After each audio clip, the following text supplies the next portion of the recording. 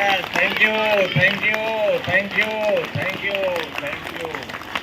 जोरदार ताली, जोरदार ताली। स्वागत करिए आज के दिन का। सब कुछ आपके सहयोग के लिए है। इस ब्रह्मांड में जितनी चीजें हैं सब आपके सहायता के लिए है।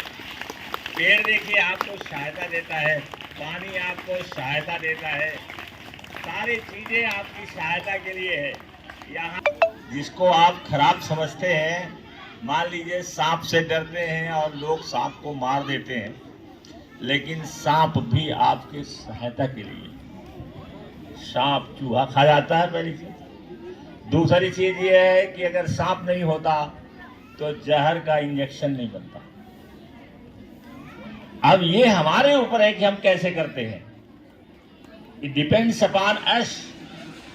It depends upon us how to utilize, how to use our brain for our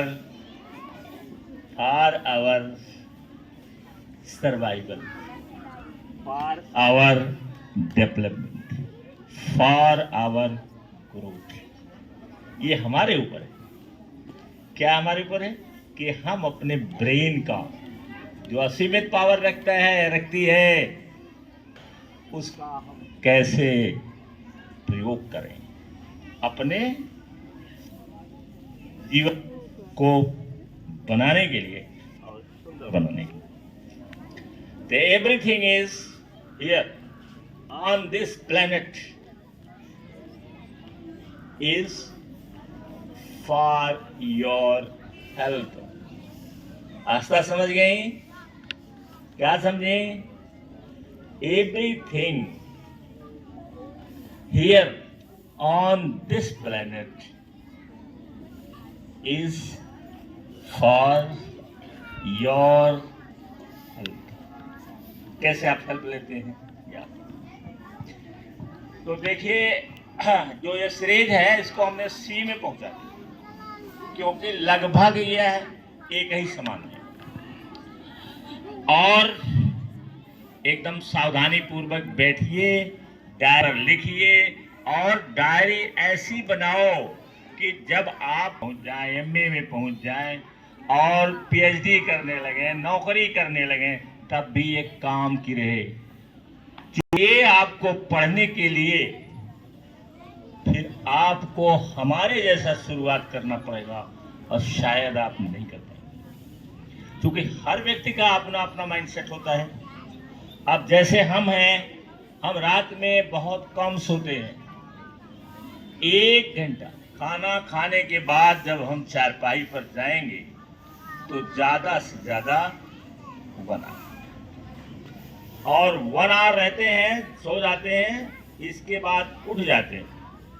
और चूंकि 1 घंटे में हम फ्रेश हो जाते हैं माइंड से, फिर पढ़ना शुरू कर देते हैं, खोजना शुरू कर देते हैं, लिखना शुरू कर देते हैं, और बार बार थोड़ा थोड़ा सा घूम करके बाहर पानी पी करके कम से कम 3 बजे तक जाते हैं।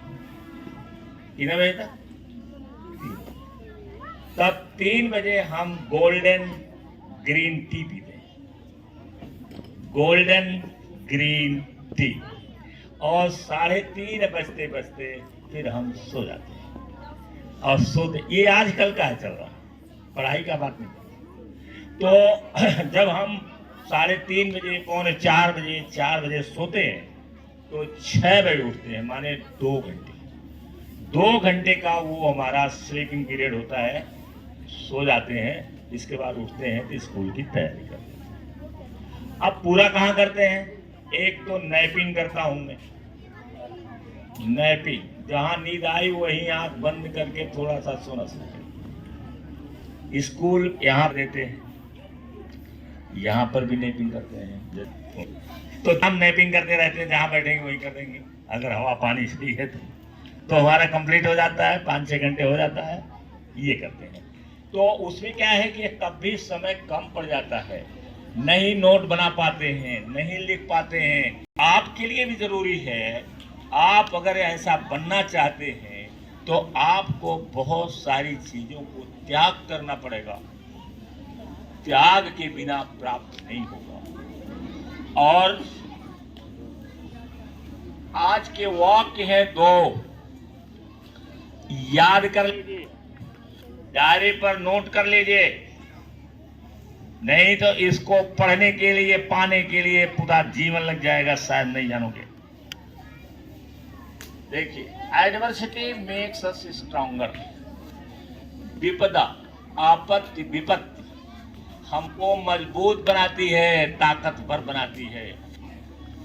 लेकिन एक शर्त है कि इफ वी डोंट डाई, यदि हम अगर मर जाएंगे तो सारी चीज तो गायब हो गई। तो अगर हम मरे न तो आपत्ति कितनी आए, जितनी आएगी उतना ही ज्यादा हमें मजबूत बनाएगी। दूसरा लाइन है, ये बहुत पॉपुलर है, pain is gain, there is no gain without pain. बिना कष्ट के कोई भी उपलब्धि मिलने वाली नहीं। कष्ट जितना आप सहेंगे उतने आप मजबूत बनेंगे और उतना ही ज्यादा आप ताकतवर बनेंगे, उतना ही ज्यादा समस्याओं से लड़ने की आपके अंदर क्षमता बनेगी।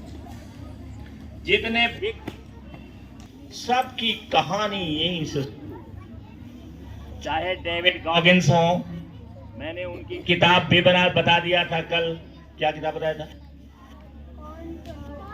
हाँ, कांट हर्ट मी। बहुत बुरी दशा उनकी है, इसके बाद भी वो सफल होते हैं और किताब पढ़ी जाती पूरे दुनिया। अच्छा, आज की जो कहानी आपकी है, जो आप स्टोरी सुनने जा रहे हैं, वो स्टोरी है अपने देश की, और वो है पद्मश्री से सम्मानित कल्पना सरोज। 2 रुपया कमाने वाली इस समय 2000 करोड़ रुपया की। उनके बारे में मैंने कहा था शेयर कर दीजिएगा, थोड़ा सा शुरुआती चीज आप सुन लीजिए। और उनके विषय में इतना मैंने अभी प्रिंट आउट श्री घनश्याम जी निकाले हैं, तो जिसको पढ़ना होगा, थोड़ा सा है, ज्यादा नहीं है, अर्ली लाइफ केवल है। अगर किसी को पढ़ना है तो गूगल पर सर्च करके पढ़ ले। और कल्पना सरोज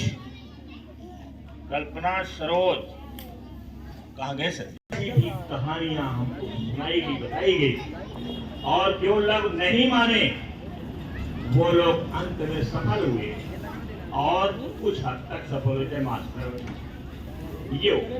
तो इसलिए कि उनको आगे बढ़ने से रोका जाता है।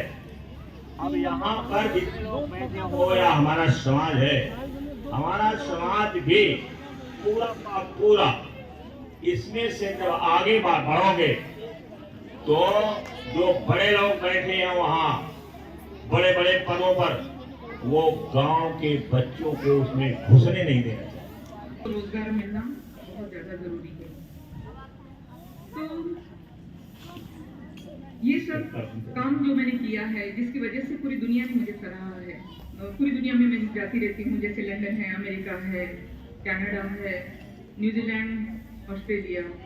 पेरिस में 2014 में एक प्रोग्राम था, और उस प्रोग्राम में जाने के बाद लंदन गई, क्योंकि लंदन में भी एक प्रोग्राम था। मेरी एक आदत रही है कि जब भी मैं लंदन गई हूँ, वहाँ मैंने डॉक्टर बाबा साहब अम्बेडकर का घर देखना पसंद किया है। जब मैं वहाँ पे गई देखने के लिए, तो मैंने भी ये देखा कि वहाँ पर फॉर सेल का बड़ा सा बोर्ड ऐसे लगा हुआ है। तो हमें बड़ा दुख हुआ कि ये घर अगर सेल हो जाएगा तो यकीनन हमारे सारे बहुजन समाज को बहुत ही बुरा लगेगा, क्योंकि आज भी अभी देखिए उस बाबा साहब के घर पर डॉक्टर बाबा साहब अम्बेडकर के नाम का बोर्ड लगा हुआ है।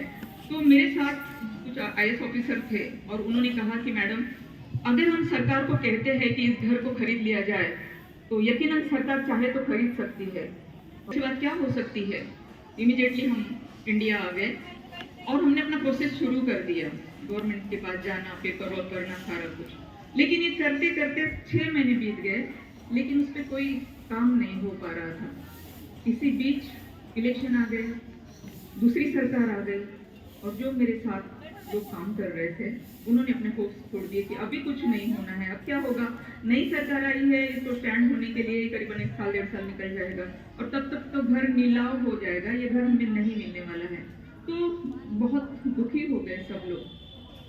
तो मैं भारतीय महिला बैंक की डायरेक्टर थी और इत्तेफाकन देखिए कि 31 दिसंबर 2014 में मेरी बोर्ड मीटिंग लगी हुई थी, लेकिन मैंने अपने होप्स नहीं छोड़े थे। मैंने सोचा नई सरकार है तो क्या, कोशिश करते रहना चाहिए, और मैंने प्राइम मिनिस्टर ऑफिस में कंटिन्यू फॉलो किया।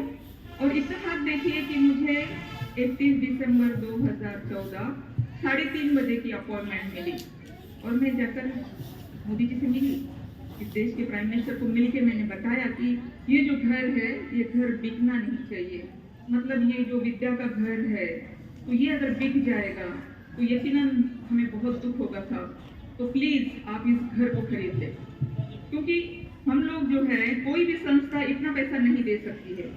तो मुझे बड़ा अच्छा लगा कि साहब ने विदिन सेकंड मुझे पूछा कि अच्छा ठीक है कितने पैसे होते हैं उस घर के, तो वहाँ अकाउंट में लिखा था, तो हमने जो भी हिसाब किया हमने बताया कि साहब 40 करोड़ रुपया समथिंग है।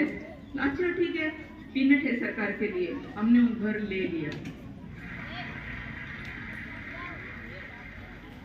इतनी जल्दी किसी बात को मान लेना ये अपने आप में बहुत बड़ी बात है। सिंपल सी बात थी कि ये घर है, एक ऐसे स्टूडेंट ने ये घर जहाँ वो रहता था और वहाँ से आके इस भारत देश को उन्होंने संविधान दिया, जिस संविधान के ऊपर पूरा देश चल रहा है। उसके बाद 2015 में उन्होंने महाराष्ट्र गवर्नमेंट को लेने के लिए कह दिया। महाराष्ट्र गवर्नमेंट ने जितने प्रोसेस थे वो पूरे किए और घर हम लोगों ने, मतलब हमारी सरकार ने ले लिया। इसी तरह से करते हुए पूरी दुनिया से मुझे सराहा गया, पूरी दुनिया में मुझे पुरस्कार दिए गए, यहाँ तक कि 2013 में मुझे पद्मश्री से नवाजा गया। जोरदार ताली बजाओ, पद्मश्री से नवाजा गया इनको, बहुत बड़ा अवार्ड है। अवार्ड जब मैं लेने के लिए, मैं एक पुलिस हवलदार की बेटी हूँ और मेरे पिताजी एक सब इंस्पेक्टर के सामने भी हाथ बांधे खड़े रहते, क्योंकि छोटे थे तो बचपन में पुलिस स्टेशन के आंगन में ही हम लोग खेला करते, तो ये देखते थे हम। और उस वक्त मुझे ऐसे लगा जैसे मैं जमीन पे नहीं, कोई पर लग गए हो मुझे, मैं आसमान को छू रही हूँ। कितनी खुशी मुझे उस वक्त हुई, क्योंकि एक राष्ट्रपति से जब मैं पद्मश्री का अवार्ड ले रही हूँ तो उस वक्त यकीन मानिए कि अल्फाज नहीं है मेरे पास जो मुझे इतनी खुशी हुई उस वक्त। अब यहाँ तक का जो मेरा सफर था ये बड़ा ही अच्छा है, आपने सबने सुना है, लेकिन यहाँ तक पहुँचने के लिए मुझे किन हालातों से गुजरना पड़ा, कितनी तकलीफों का सामना करना पड़ा, वो मैं आपको बताना चाहूँगी। मैं पुलिस हवलदार की बेटी तो हूँ, लेकिन मेरे पिता हम दलित हैं। जाति की वजह से जो तकलीफें हैं मुझे किस तरह से उसको सहना पड़ा और जिसकी वजह से मेरी जिंदगी पूरी उल्टी पलटी हो गई है। जब स्कूल तब भी ये बताया गया, हालांकि मैं जब स्कूल में थी तो मैं एक होशियार विद्यार्थी के जानी जाती थी, पर स्पोर्ट्स में मुझे हिस्सा लेना है नहीं लिया जाता, मुझे गैदरिंग में डांस वगैरह करना है वहाँ पर भी मुझे नहीं लिया गया। स्कूल में इस तरह से हुआ। गांव में हम अपने दादाजी से मिलने जाते थे, सैटरडे संडे छुट्टी होती थी स्कूल को, तो मेरे दादाजी किसी जमींदार के यहाँ काम करते थे, मजदूर थे, तो दादाजी के साथ मैं भी उनके घर चली गई। तो मैंने देखा दादाजी एक कोने में बैठे हैं, उनको एक टूटे हुए कप में चाय दी जाती है। मुझे प्यास लगी थी, मैंने कहा मुझे भी पानी चाहिए, तो मुझे यूं हाथ करने पड़े और तब कहीं जाके ऊपर से पानी डाला गया। तो ये जो भेदभाव है, ये जातीयवाद है, ये जो मैंने बचपन से देखा था, इसने वाकई मेरी जिंदगी को काफी कुछ बदल दिया। मेरी शादी बचपन में कर दी गई, क्योंकि समाज की वो व्यवस्था ये थी कि लड़कियों को पढ़ाया नहीं जाता, उनकी शादी जितनी जल्दी कर दो उतना अच्छा है। मेरे बाबा बोले नहीं, कम से कम उसको 10वीं तक पढ़ने देते हैं। मेरे मामा जी कहने लगे कि पढ़ के करना क्या है, चूल्हा चौकी के सिवा तो और कुछ करना ही नहीं है, तो फिर क्यों पढ़ाना। और दूसरी बात यह है कि लड़कियों को घर में रखने का मतलब यह है कि जहर की पूड़ियों को घर में रखना। तो मेरे बाबा भी उनके दबाव में आ गए और मेरी शादी उम्र के 12 साल में हो गई। मैं 7वीं में पढ़ रही थी, मेरी पढ़ाई छुड़ाई, मैं काफ़ी रोई, काफ़ी चिल्लाई, लेकिन कौन सुनता है। शादी हो गई, शादी के बाद मुंबई आ गई। मुंबई में मेरे चाचा थे, मैं उनके पास गई। अब बीच में कट गया है ये, अब मैं बता देता हूँ। करना पड़ा 12 साल की उम्र में। तो जब ये हस्बैंड के घर गई तो बोलो 12 साल की लड़कियां यहाँ पढ़ रही हैं, है ना, पढ़ रही है ना 12 साल की। अब देखो ये जो लड़कियां हैं 12 साल की, तो ये देखो जो 7th में है, 6th में है, ये सब 12 साल की। अब तो लोग पढ़ गए। तो 12 साल की लड़की को दुल्हन बना के भेज दिया जाता है। इसके बाद उसकी शुरू होती है प्रताड़ना। उसका हस्बैंड उसे मारता है। और हस्बैंड क्या, वो जानता होगा कि मैं भी हस्बैंड को ही हूँ। 12 साल वो लड़का जो बड़ा था, मुझे लगता 10 साल बड़ा था जिसे शादी हुई, तो वो भी पीटता है।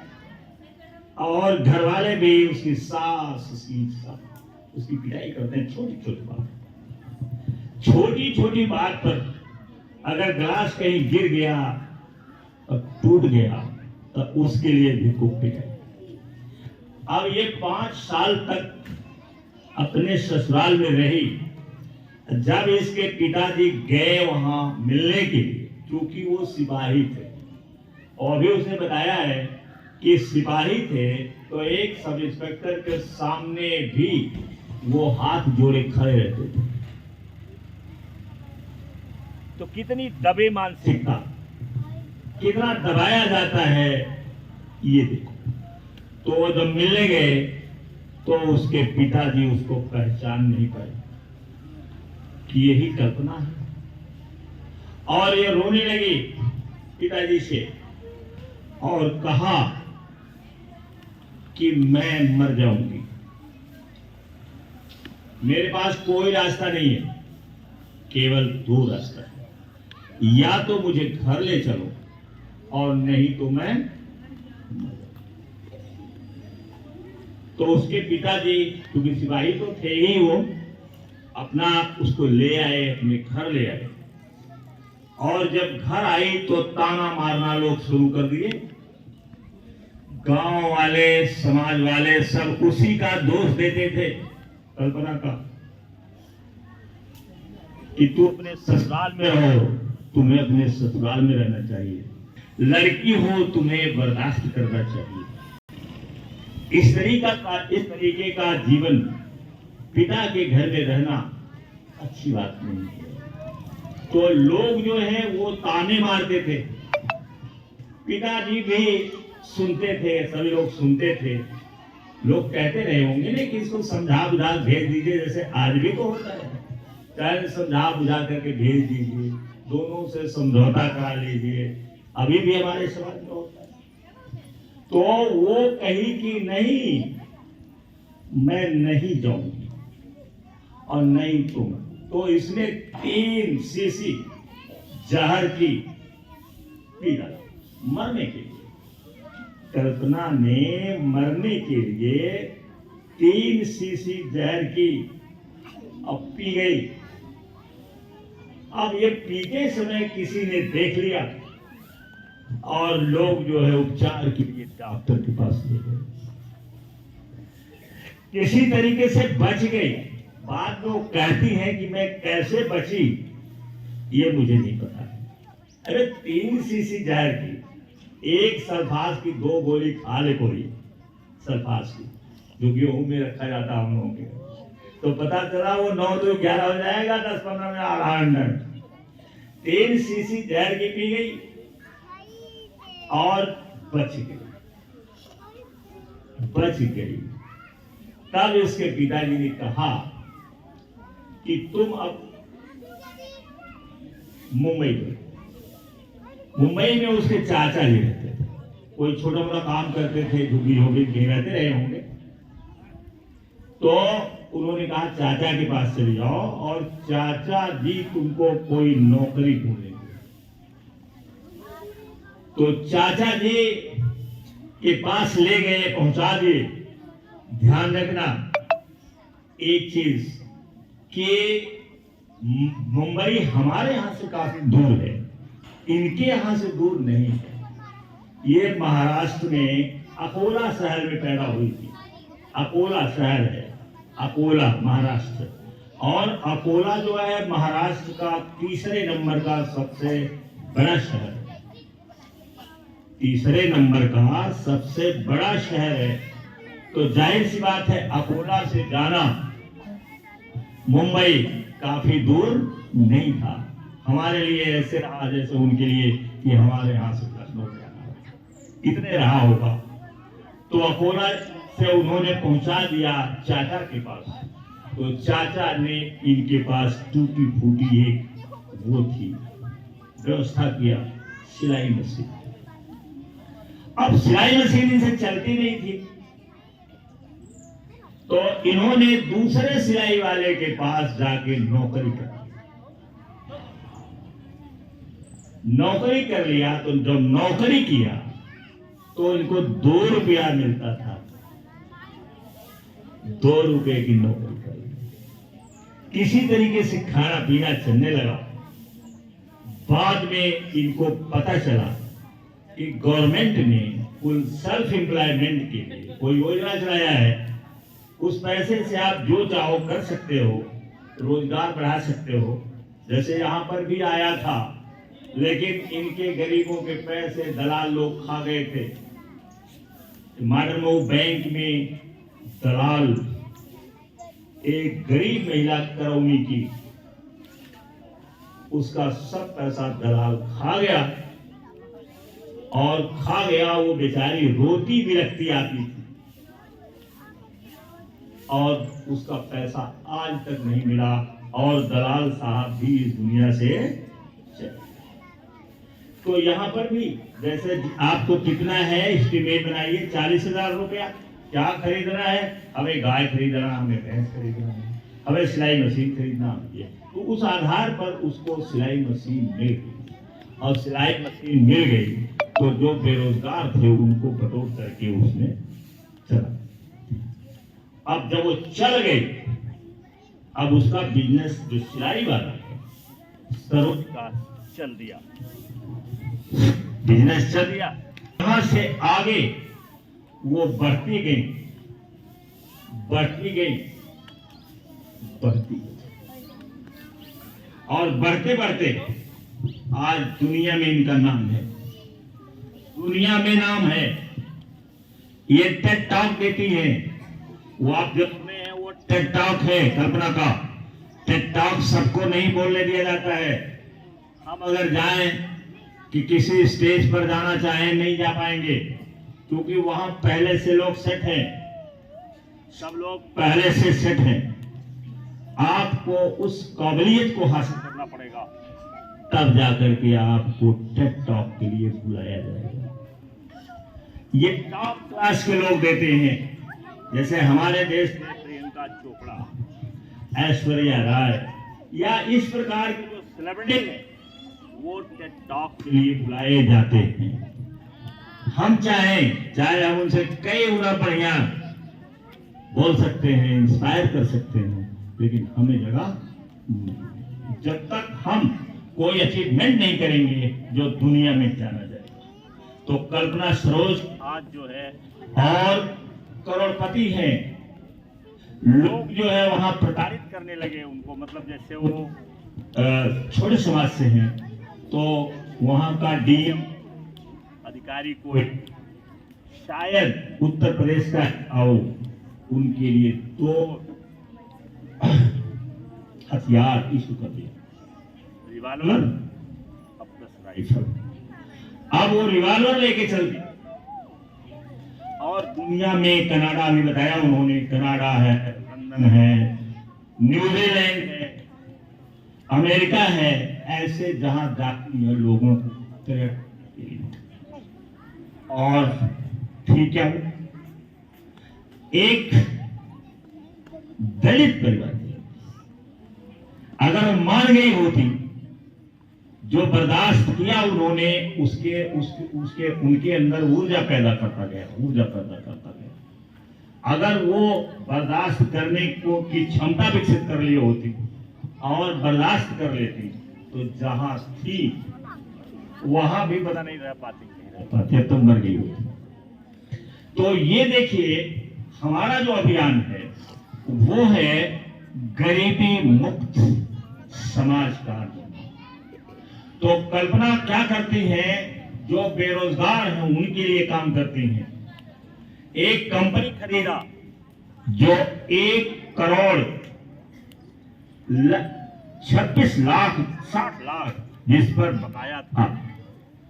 कर्मचारी सब घर में बैठे, किसी घर खाना नहीं है, किसी घर कुछ नहीं है, कंपनी बैठ गई।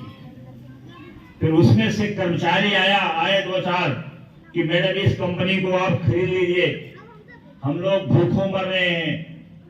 तो इसने सोचा कि मुझे क्या करना चाहिए, राय लिया अपने लोगों से। तो अंत में इसकी अंतरात्मा कही कि इन मजदूरों के लिए मुझे ये कंपनी खरीद लेना है। इस कंपनी को उन्होंने इन प्रकार खरीदा। अब 1,60,00,000 रुपया जिस पर बकाया हो और वो गायब कर दिया जाएगा। और मुकदमे भी तमाम चल रहे थे। 3 यूनियन थी वहां जो काम नहीं करने देती थी, चलने नहीं देती थी। सब पैसे लूट लिए थे। 70 लाख रुपया शरद पवार महाराष्ट्र के मुख्यमंत्री थे, उन्होंने दिया था 70 लाख रुपया उस कंपनी को चलाने के लिए। और सारे पैसे वहां के अधिकारी सब खा गए। अब कंपनी चल नहीं। तो उस कंपनी को चलाना ये सबके बस की बात है। उसने कहा कि मैं कर्मचारियों के लिए इसको चलाऊंगी। मुकदमा लड़ा गया। 95% जो कर्जा है गवर्नमेंट ने माफ कर दिया। अब केवल 5% इनको देना था। अब 1,60,00,000 में से 5% निकालो, इतना पैसा उनको देना था। कर्मचारी रोज इनके पास आते थे, कहते थे सर हमको मैडम पैसा चाहिए, हमारे बच्चे मर रहे हैं। तो कहती थी थोड़ा थोड़ा से ले लो, हफ्ते हफ्ते में ले लो। तो कहते थे नहीं हमको हफ्ते हफ्ते नहीं चलेगा, मैं खाऊंगा क्या। तब किसी तरीके से चला, मतलब रात दिन मेहनत करके कंपनी को चला करके कर्मचारियों को पैसा दिया। तो कल आपको जैकमा ने बताया था कि if you want to be lucky give your luck to others. तो कल्पना सरोज उसी पर चल रही है कि भाग्यशाली तो बन गई वो अपने कामों से, अपने ब्रेन से, अपने रात दिन के एक वर्ग से वो बन गई। लेकिन अपने भाग्य को, अपने लक को दूसरे को बांट रही है। हजारों कर्मचारी उनके साथ काम करते हैं। ये है कल्पना सरोज भारतवर्ष की। डिटेल में पढ़ना है तो गूगल पर जाइए। ये काफी, ये मैंने थोड़ा सा निकाले हैं सर जी। ये मैंने थोड़ा सा कहा देखने के लिए, अगर कोई देखना चाहेगा तो देख लेगा। गूगल पर आप पढ़ सकते हैं। जिसके पास गूगल का साधन नहीं है वो है तो इसका फोटोकॉपी करा ले।